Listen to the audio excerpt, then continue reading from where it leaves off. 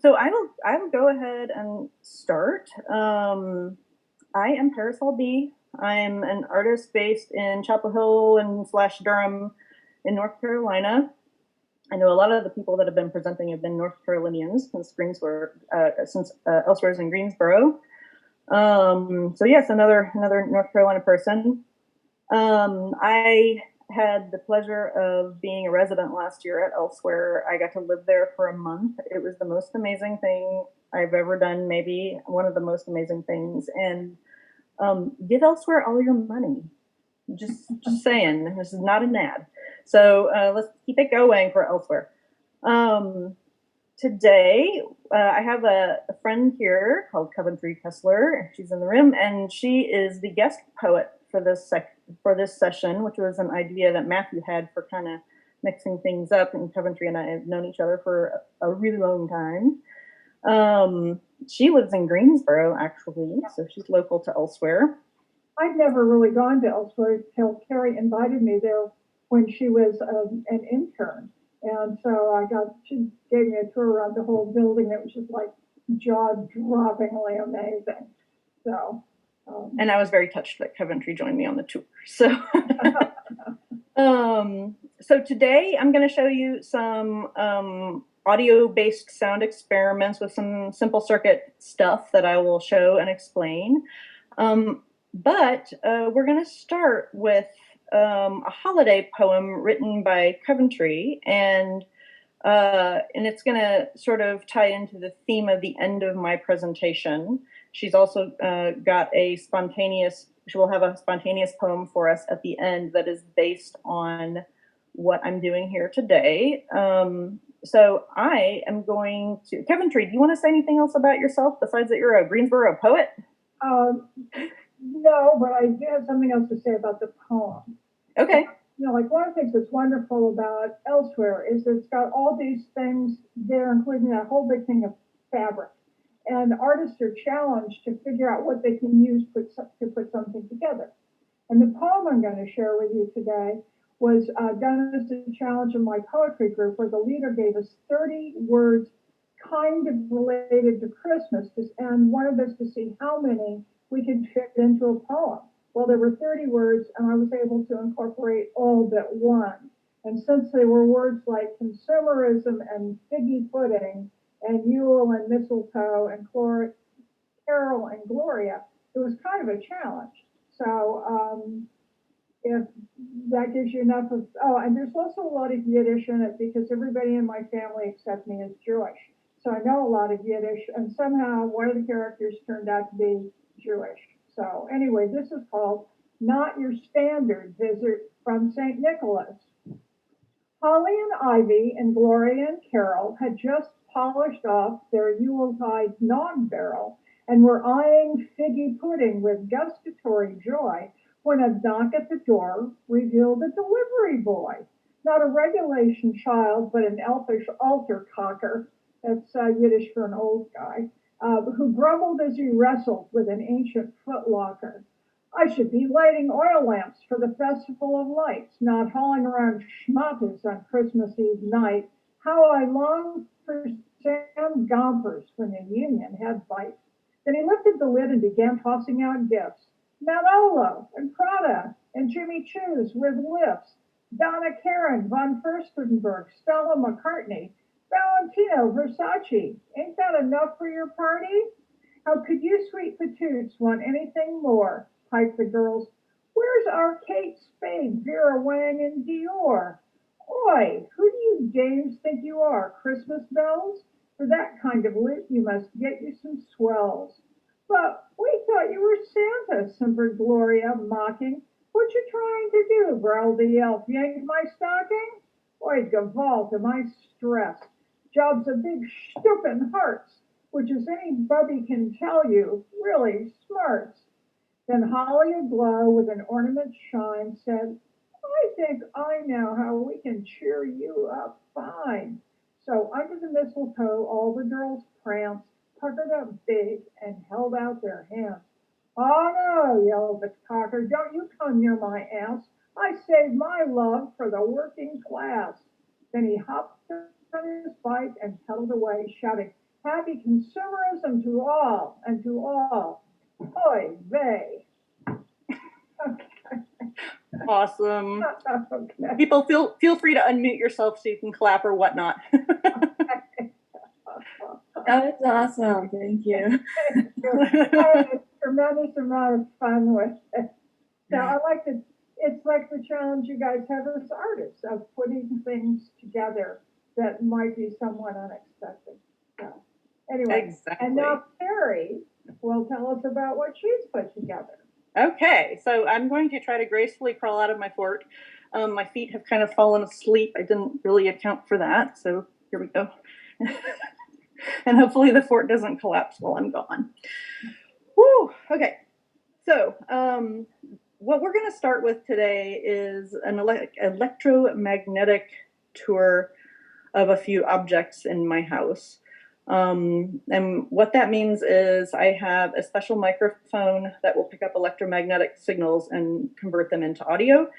And I have an amplifier that makes it loud enough so that we can hear them. And the amplifier is strapped to my arm right now, so I will show you it in more detail when we get a little further along.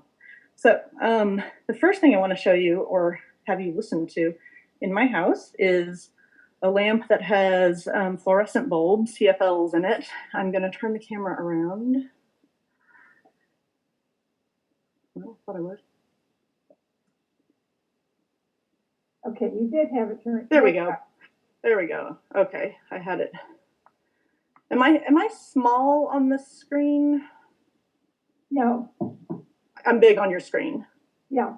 Okay, great. Is too. Okay. I just want to make sure people can see what I'm doing because what I'm seeing is the opposite. So, okay, I'm going to put the microphone to the light. I'm going to try not to blind you.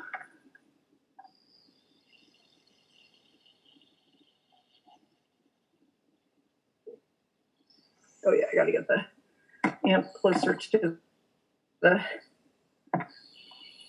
audio on my phone. Wow. Now you can really hear it. Okay. It's all a trick of, I'm going to make an adjustment. It's all a trick of the amp on my arm being close to my phone enough that it can pick up the sounds.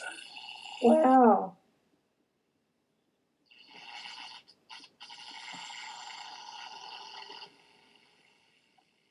It really does right over the light.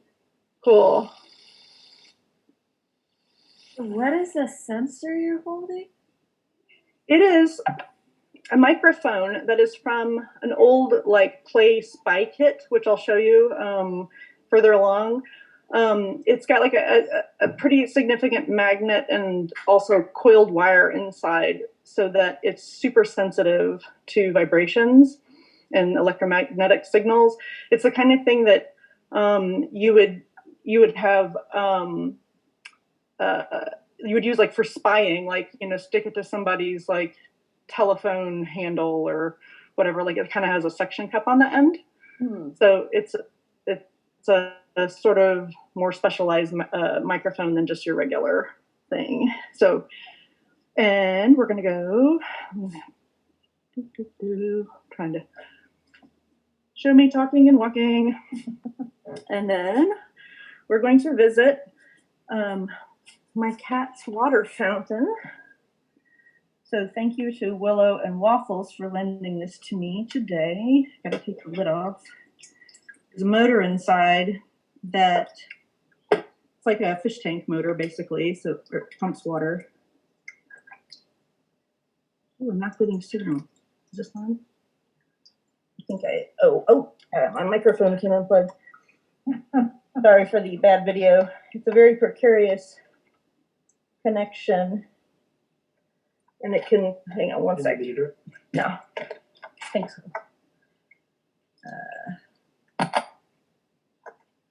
I have to use clips, alligator clips, to connect the microphone to the circuit because the microphone is so old that its jack size is not standard. Oh, wow.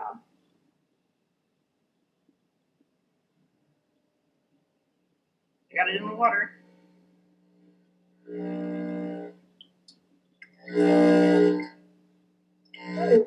not the sound you expect. Nope. Wow. Get a rhythm kind of EDM thing happening, sort of dancing. All right. Thank you to Waffles and Willow who graciously lent that to me today. Moving on, I'm going to put this down at this workstation so you can see it. Give me a moment to make an adjustment so that everything is in view. As you can probably tell, this takes like a lot of hands. Boy, I wish I could see myself big, but I can't.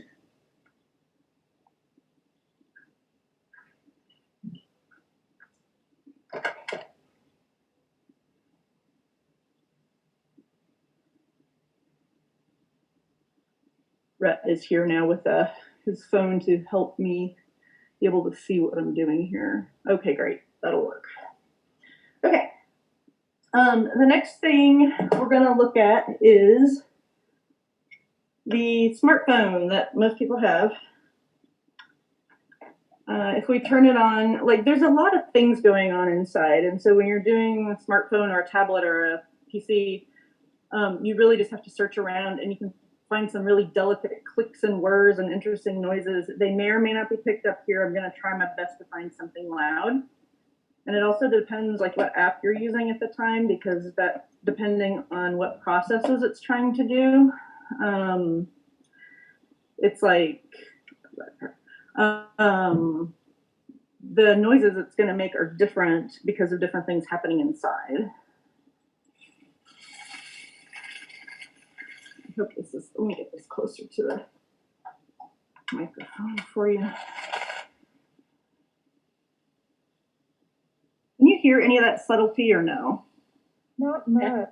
Okay, I'll just try to go for the loud. Oh. You have a Find My Phone app on your phone? Yeah. I wonder if you played that, what kind of noises you get. Oh God, I don't know.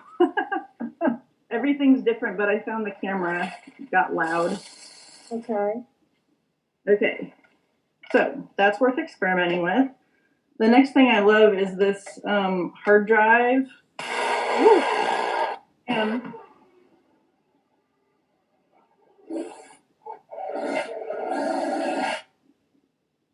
that's actually a really good noise it makes when the microphone comes unhooked accidentally. So I'm going to play with this hard drive now. So I don't know if there's any children in the room, but do not take someone's hard drive and do this, because this is a dead hard drive. It's a brick. So it's okay that I'm doing this, but always ask permission to play with anything. Thank you. Thank you for the listening to my PSA. Oh, shoot. Told you, precarious. Okay, this is good. Okay. I'm going to turn the disc on. It'll spin up.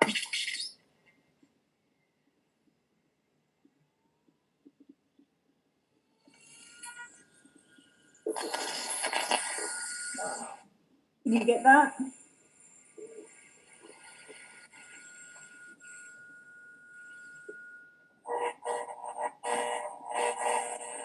And turning it back off and on again is like expensive. Switch. Wow.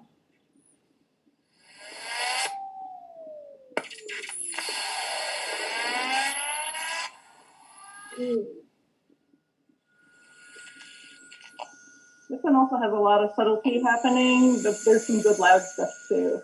We'll see what you can hear. Because ordinarily you don't hear anything, or hardly anything. So yeah. And then the power strip for this has its own noise entirely.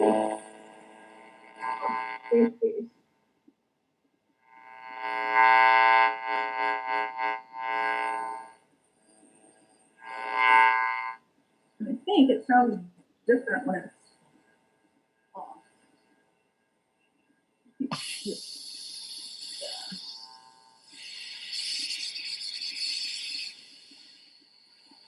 So any kind of power brick like this for any kind of electronics, kind of the bigger the better, is great. Like a Mac laptop brick that powers it. That's really great.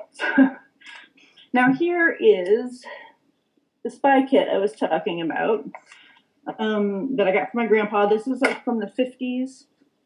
It doesn't really actually work. I can make the reels turn, which the motor for that makes a pretty good noise. Let's see if it's going to cooperate today, because with all the stuff, you never know. Oh, wow.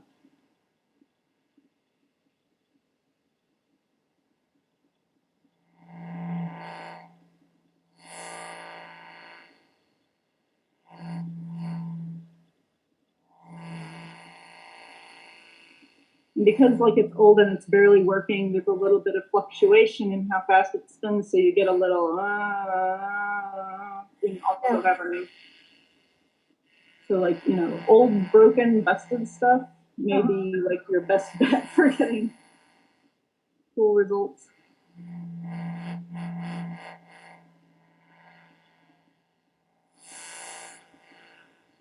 Oh, like the reels sometimes go different speeds.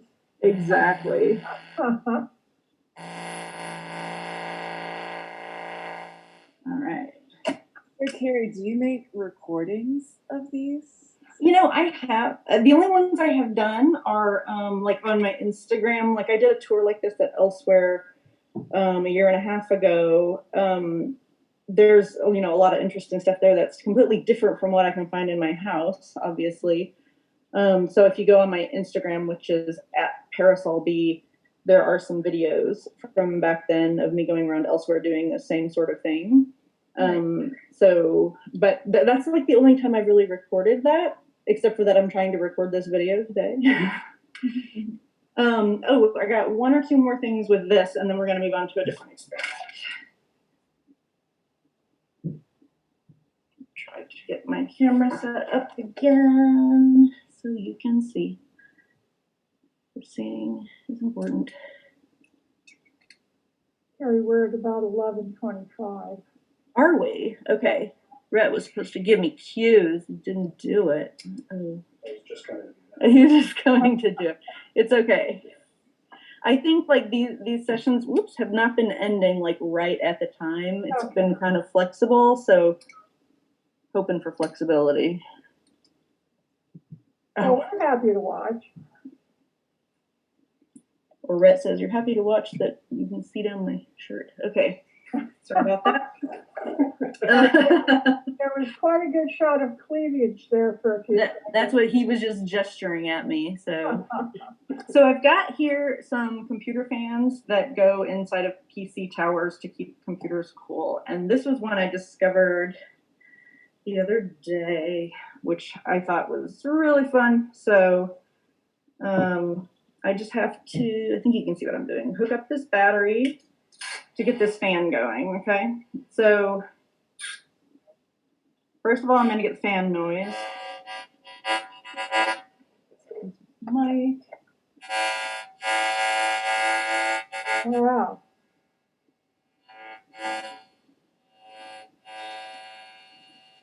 And then, again, if there's kids in the room, don't do this. If I stick my finger in the fan, I can slow it down and speed it up and get different tonality.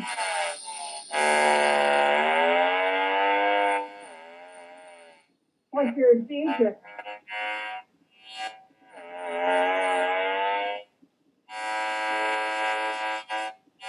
And I got a bigger one, so more different tones. Let's see, turn this around so I don't hurt myself.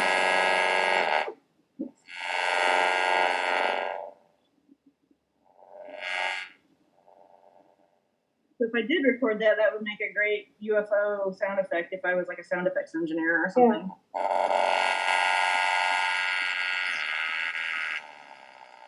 You know, I was thinking, Carrie, that a lot of these sounds sound very similar to things that were used in sci-fi movies from the 50s. Sure. So I'm sure this is exactly what they did, I'm sure. Yeah. Yeah.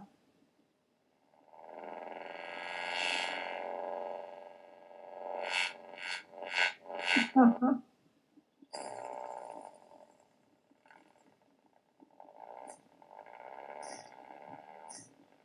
Okay.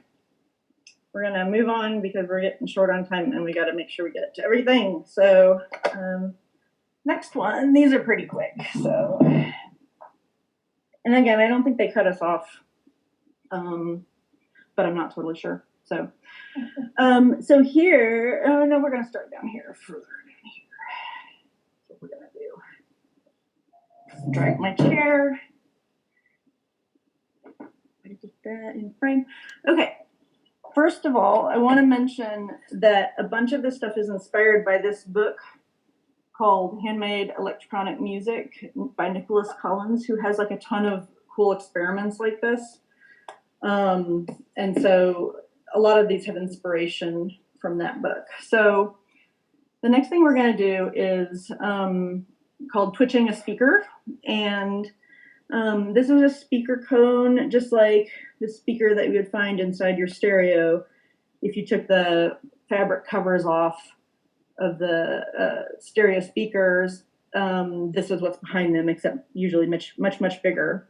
And so, again, kids, don't be taking the speakers apart without permission.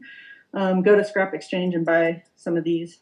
That would be a better idea. So if all we're going to do is have a simple circuit here where battery power is going into the speaker and coming back out again. And we're going to complete the circuit by fully attaching the battery. And when we do that, it's going to apply this 9 volts to the cone, which is going to make the cone jump. And like this, do that. And so the way these work is that when these have energy applied like that, when they move, they're moving the air, and those air vibrations come to our ears, and our ears turns it into sound. And so like our brains interpret those vibrations. So we can twitch the speaker. It doesn't make, like an amazing noise or whatever, but if we get a little bit creative with it, we can make the circuit a little bit more complex. Let's see, I want to leave that there. There.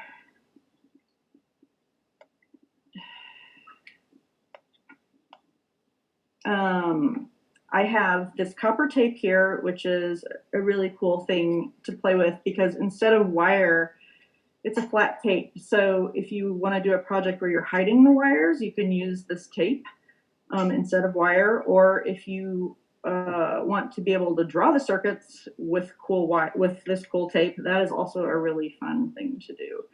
So I'm going to complete the circuit again, going all the way through these wires through the battery. I'm going to complete the circuit of metal by touching these 2 things to the copper, and that makes the speaker twitch. So we've got our completed circuit, and then I'm going to apply some tape to the speaker, because when the speaker oscillates, the tape will oscillate, and the tape is a thin filament, and it's going to really vibrate when these vibrations are applied to it. So that gives us, completing the circuit with it attached to this thing that's physically moving it, gives us some cool sound. I hope for goodness sake.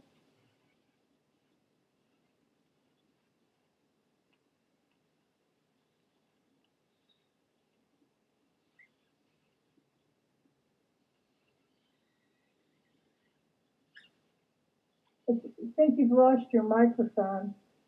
Oh, so, okay, this experiment example is one where Zoom is going to try to autocorrect for the noises it's hearing.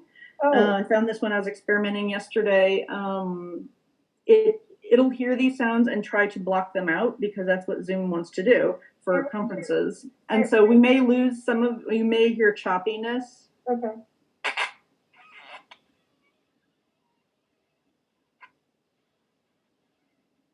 Not getting it? Okay. Brett says not really. Wow. We're getting some squealing. So it's squealing. That's what we're getting. And then the penultimate here before grand finale, which I don't want to overhype because don't ever do that.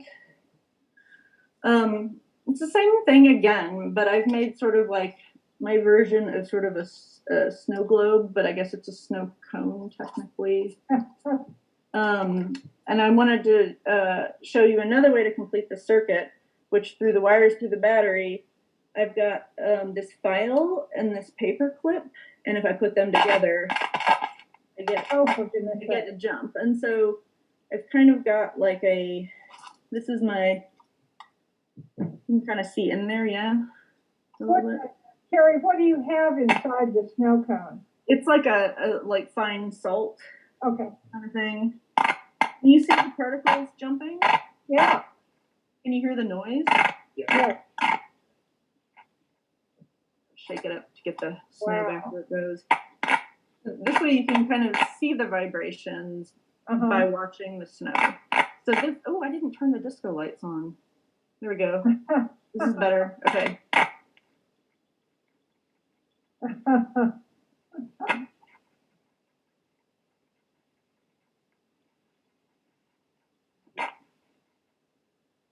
So that is our disco snow globe.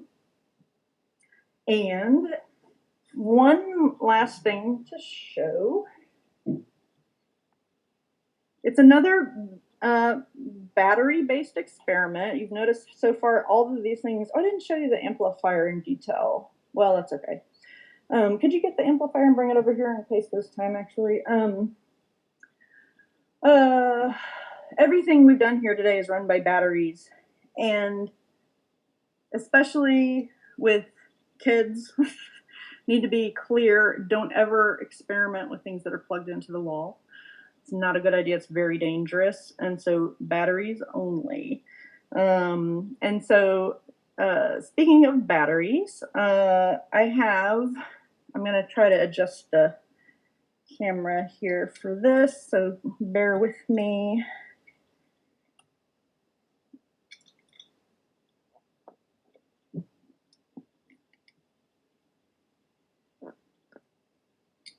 I'm probably going to have to move this closer, but that's okay. So I have a Christmas tree, if you will, made of limes. It is a cone shape. And this is, well, I guess I should say, like, these limes, they sort of have a Frankensteinian look to them because they've got electrodes stuck into them. And so it's kind of like Frankenstein head. And that goes a lot better with my favorite holiday, which is Halloween. I'm not really a Christmas person, but I figured why not make a tree out of limes, because limes can be used as batteries. So I've got all these electrodes stuck into the limes. And I am going to attempt to light up my Christmas tree and keep your expectations low. Okay, that's all I'm saying. I'm going to set this over here for a moment while I try to rig this. Oh, I should pull my light off.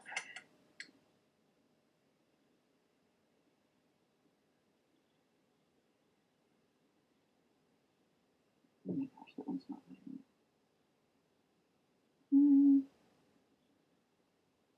Make sure my connections are good.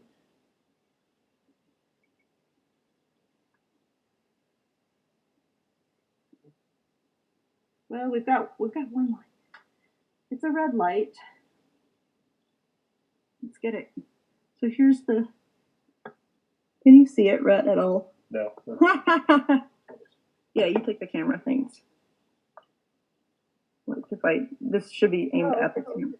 So here is my version of a Christmas or holiday tree with a teeny tiny LED at the top. It takes two to four limes to power one LED. Each lime can usually give us about 1 volt, and LEDs take 2 to 3 volts.